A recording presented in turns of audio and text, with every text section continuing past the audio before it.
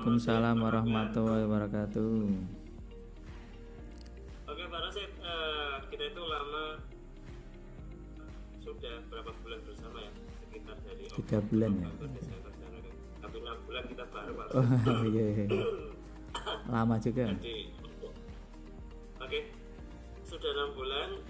Kebetulan kita dikasih ruang nih, baru pertama kali face ngobrol Juga. berdua. Nah, kira-kira Pak Rosid malam ini mau ngobrol apa Pak? Ini kendala di pembelajaran terutama di mapel saya matematika, dimana ya terkenal ya matematika itu mata pelajaran yang ya sulit lah ya di antara fisika. Tetapi saya punya apa ya, punya obat, tapi obatnya ini kebablasan juga. Jadi saya itu kan mungkin dipandang guru matematika yang agak beda, senang cerita Berarti gitu. Pak Rosid itu pun bisa mengatasi masalah, tapi obatnya kebablasan. Lah kira-kira gitu ya, overdosis gitu. Obatnya kebablasan. Oke. Lah ini yang jadi tantangan, dimana saya kan biasanya mengawali pembelajaran itu dengan sedikit motivasi kehidupan. Dah terkadang kebablasan Pak, sehingga memang sebetulnya kalau saya pilihannya kan memang target materi itu tidak banyak, karena memang anak terutama di mapel saya itu kan anak-anak SMK itu kan bebannya di kurikulum Merdeka atau KTSP itu kan terserah guru ya, tidak semua materi harus tersampaikan. Tadi kembali ke materi esensial aja yang kita ini, sehingga saya sebetulnya membatasi tidak banyak materi yang saya sampaikan tapi mengena. Kemudian saya mengajar itu meyakini ya, matematika itu paling terbaik ya melalui media audio visual. Artinya saya juga harus ngomong dan harus nulis gitu ya, harus bersama gitu ya, tidak bisa hanya ngomong atau hanya nulis doang gitu ya.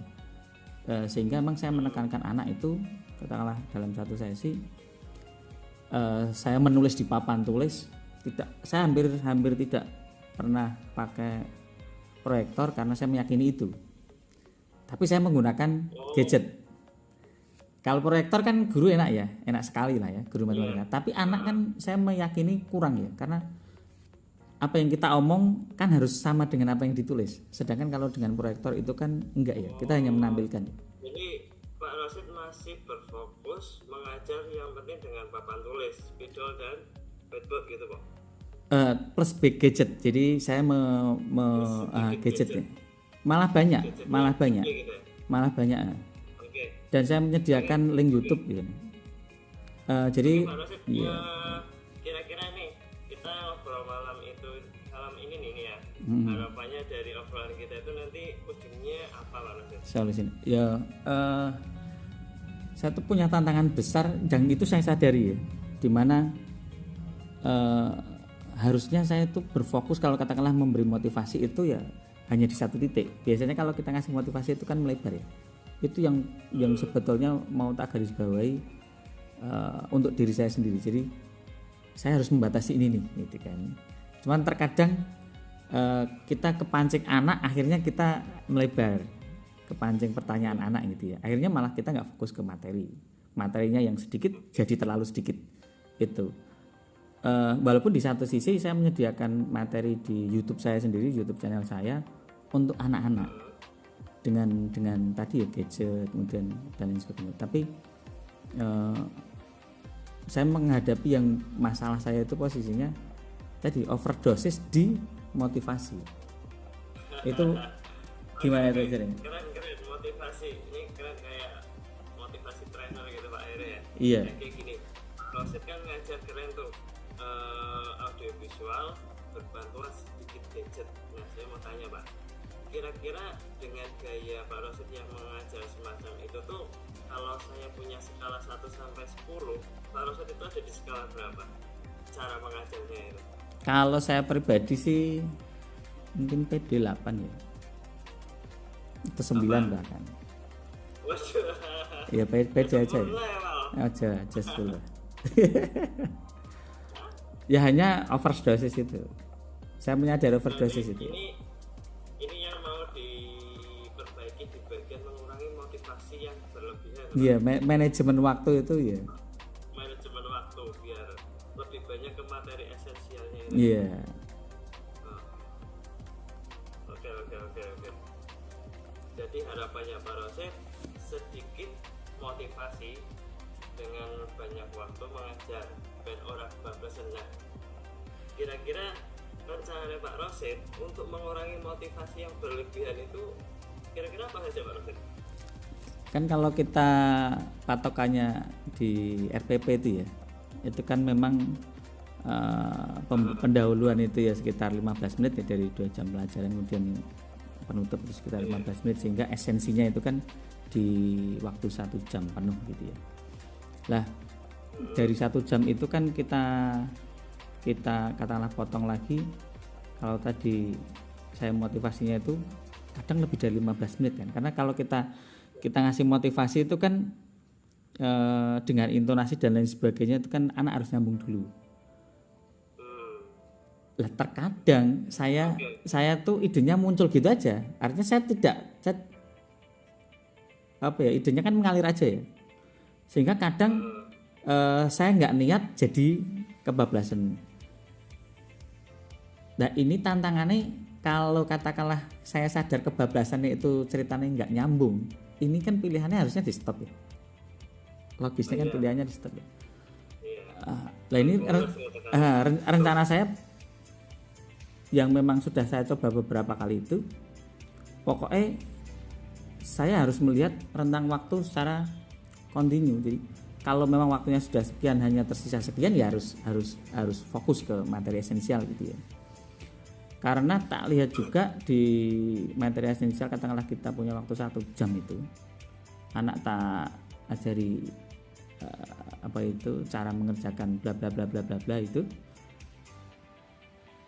anak itu kan saya selalu memberi ruang anak untuk bertanya ya, silahkan bertanya. Itu nggak ada yang bertanya. Kemudian ketika saya tanya beberapa kali, akhirnya muncul jawaban itu, oh nggak mudeng semua. Sampai saya tuh sering ngomong gitu, kalau nggak mudeng semua berarti termasuk 2 kali 3, katakanlah ada operasi 2 kali 3, berarti nggak mudeng dong. Kan mudeng juga ini gitu kan, ya kan mudeng gitu kan. Sehingga dari situ saya melihat anak-anak itu berarti masalahnya bukan hanya sekedar mudeng atau nggak mudengnya, tetapi dari awal dia itu nggak tahu masalah dia di mana. Lah itu kan tugas guru ya. Lah harusnya saya beranggapan waktu 1 jam itu bisa saya pergunakan maksimal, berarti bisa mengobati hal-hal yang dia mungkin materi prasyarat yang ketinggalan sekali itu bisa terkejar di situ gitu. Tetapi memang ini seru-serunya gini ya. Jadi kan Pak Rosid itu punya problem di manajemen waktu. Tapi kan kalau melihat dari apa ya, dari kelebihannya Pak Rosid itu kan salah satunya storytelling. Yes, yang mana itu akan menyita waktu. Motivasi itu jelas itu udah menjadi pakemnya Pak Rosid. Jadi ketika asik bercerita, apalagi dengan motivasi anak, itu udah pakem, udah berjalan sekian tahun, suka bercerita, asik anak menjawab, akhirnya lama gitu kan. Nah kira-kira dari yang terbiasa semacam itu sampai menjadi ini saya openingnya mau sebentar saja, itu Pak Rosid membutuhkan waktu berapa minggu Pak untuk menjadi tiba-tiba ini openingnya cukup segini gitu. Kalau perubahan itu sebetulnya kalau di saya, kalau memang kita yang sudah pernah saya lakukan ya di kebiasaan saya kemudian harus tak ubah nih, itu nggak butuh waktu lama sih sebetulnya. Karena kalau di dalam otak saya tuh udah ini polanya dirubah nih, maka ya saat itu juga bisa berubah gitu kan. Sebenarnya gitu. Dan itu sudah pernah tak coba ya, katakanlah akhir-akhir ini ketika kita ngikuti CGP itu udah tak coba dan mungkin bisa terkurangi ya. Dan itu berkurangnya sebenarnya signifikan. Tetapi belum sampai pada memunculkan solusi. Ternyata storytelling saya kemudian hilang, anak maksimal hasilnya itu belum terlihat ya. Sehingga memang ternyata kalau akhirnya kita cari itu, berarti problemnya di manakah ini? Sempet di beberapa kali ujian itu, berarti kemarin UAS kemudian UTS itu, saya melakukan analisis kita kebetulan matematika ada 3 guru. Kita ngajar kelas yang sama, jadi kita satu kelas itu dibagi 2 guru. Saya analisis soal yang saya kasih, kemudian soal yang guru yang satu kasih, dan saya analisis apakah nilainya itu lebih baik di guru yang satunya ataukah nilainya sama saja. Ternyata hasilnya nilainya sama saja. Jadi nilainya sama saja. Padahal kita gurunya pakemnya bertolak belakang. Jadi kebetulan satu itu gurunya serius karena matematika gitu. Iya. Iya. Dan dia memang pakem matematika gitu kan.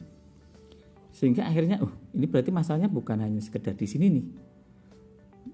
Lah gitu akhirnya kita cari lagi kan. Kemudian kita dapat tambah masalah lagi itu di anak kelas 10 kan. Kalau anak kelas 11, anak kelas 12 itu lumayan. Dia punya motivasinya yang mungkin tadi kalau Pak Aris mengatakan kelas 10, 11, 12 itu sama aja nih. Kalau di tempat saya enggak, kelas 10 itu lebih susah. Di beberapa kelas itu jauh lebih susah lagi. Tapi kalau kelas 11 itu udah oke. Kelas 12 itu udah oke. Ada peningkatan lah. Pas kita ketemu kelas 10 yang betul-betul dia dari 3 tahun dari kelas 7-nya itu kena pandemi COVID, luar biasa itu. Jadi kita materi sederhana saja katakanlah X dikali X itu mereka nggak paham. Nah, ini jeritan berarti saya harus mundur banyak ini ya. Sehingga target katakanlah jangankan target untuk memenuhi materi esensi tadi ya. Target untuk mencapai angka minimal saja itu susah kan? KTP. Iya. Tapi ya tadi, artinya ya kalau dari segi saya pribadi ya, bagaimanapun kan pola mengajar kita dari waktu ke waktu kan memang harus kita evaluasi ya. Itu yang memang saya lakukan ketika posisi ini kita mengikuti CGP gitu ya. Saya harus evaluasi ke diri sendiri nih gitu ya. Itu yang memang dari waktu ke waktu saya lakukan gitu ya. Gitu kira-kira.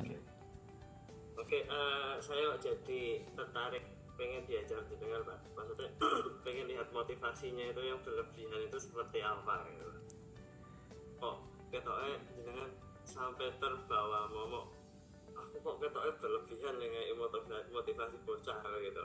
Sampai kayak apa gitu lagi. Ya karena yang nilai bukan anak-anak tok ya. Kalau saya cerita itu kan kadang kalau katanya guru-guru suaranya jenengan itu kan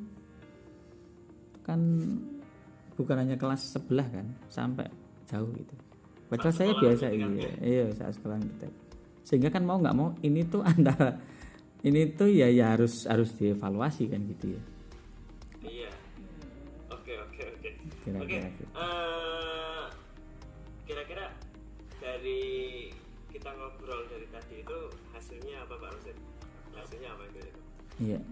Yang pertama memang proses apapun ya, apalagi proses pembelajaran itu kan memang harus selalu kita evaluasi, baik kita mengevaluasi hasil belajar anak ya, dan termasuk kita evaluasi cara mengajar kita ya, termasuk kalau saya pribadi tadi memanajemen waktu untuk materi esensial dan juga pendahuluan di motivasi anak itu jadi satu hal yang urgent bagi saya.